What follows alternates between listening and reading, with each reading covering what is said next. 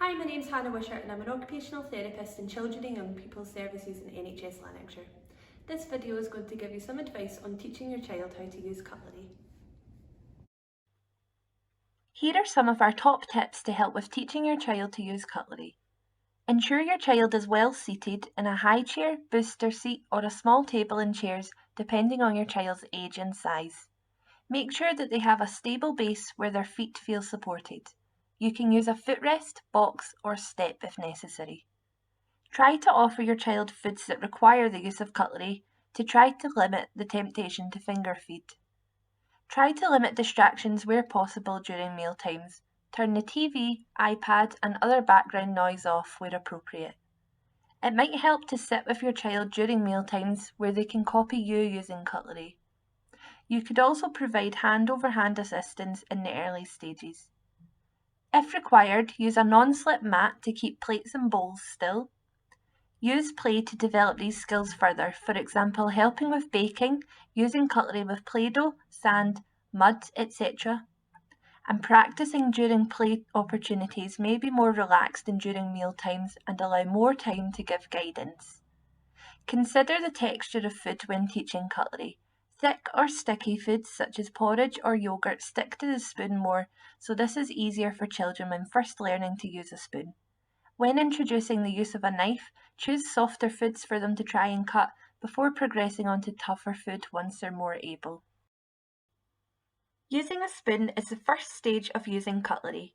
To begin with, children may use their hands to assist. Smaller cutlery is easier to control, and a bowl or a plate with a raised edge gives the child something to scoop against. These types of bowl may also have a small handle for your child to hold it still. When beginning to learn, you can show your child, talk them through the task, or physically assist them, such as providing hand-over-hand assistance, guiding the end of the spoon, or guiding their arm at the elbow. You can also practice through play. Here you can see children using a spoon to feed their toys or dolls. This gives them additional practice of holding and controlling the spoon.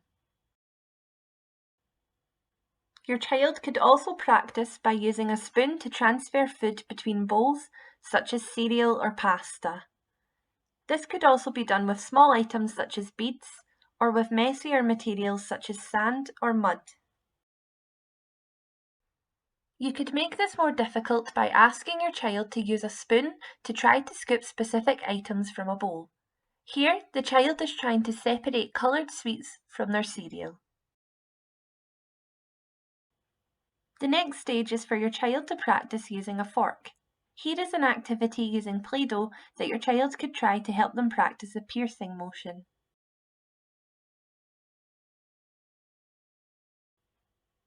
Following on from this, you can introduce using a knife at the same time. You could give hand-over-hand assistance to teach your child to remove food or Play-Doh from the fork.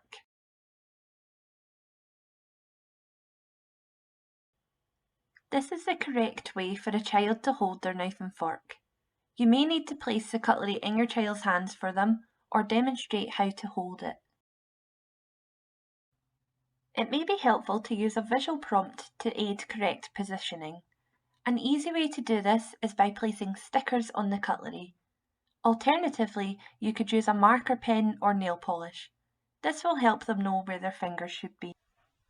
Once your child can hold their cutlery correctly, they can then practice piercing and stabilising their food with a fork and sawing back and forth to cut with a knife, as shown here.